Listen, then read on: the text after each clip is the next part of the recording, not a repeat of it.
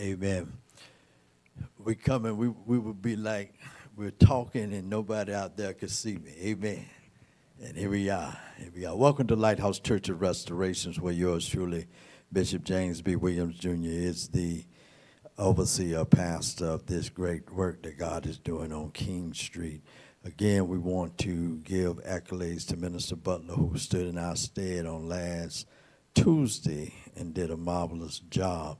Thanking God for her obedience to do what God has called her to do as well. Amen. And so we want to look at Song 84. And just to give us a little bit of an outline of what this psalm has been attributed to who? Anybody know? 84. Who has this been attributed to? Who has theologians said penned this? David. I want you to hear some of the statements that are made in this. And David is intrigued by the birds that are living in the house of God. Is that all right? And that's what we needed. We have to take notice of. How do we know? How would you know? How would we know? How would you know? How would I know? How would we know Paul wrote some books? One time he says, I who? I Paul. That let us know it was who? Paul.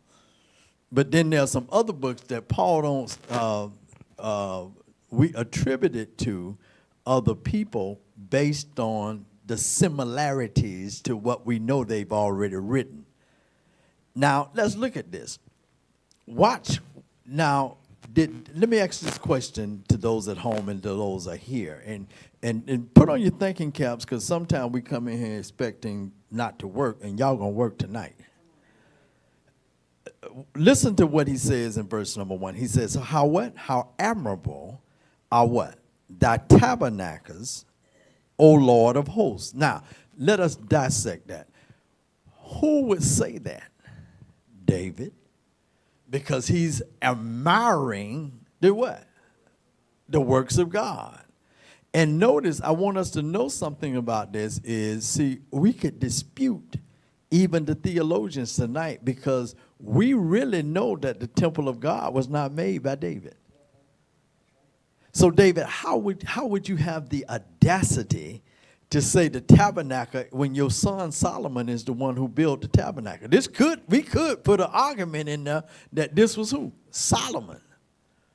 But don't y'all know, would you not be suspicious of that when David was still king, it was a what? It was a tent. And the buildings around the tent where David went to worship God, the birds took habitation. Now, I need, because see, I might have missed some of y'all then, because we talking about birds, and then we talking about David worshiping God and doing different things. But one thing about David wanted to be wherever God was. And you know, one of the things I'm going to point out to us tonight, I hope to point out to us tonight, is the fact that sometimes people don't want to go to church. And for whatever reason, they say they don't trust the preacher. But their soul got to go somewhere. And they got to have a right relationship with whoever God chose. Was David a perfect man? No, ma'am.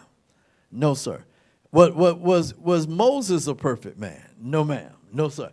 Wait a minute. Was Abraham a perfect? Y'all did know Abraham lied.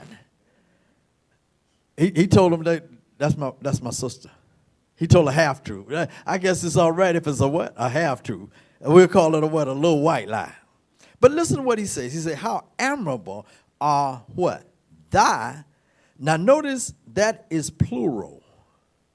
Thy what? Tabernacles.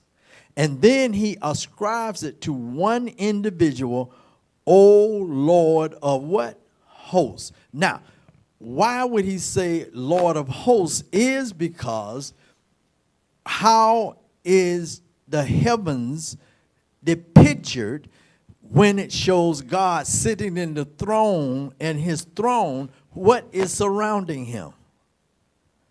The cherubims. Come on, y'all got to, I told you you're going to have to think.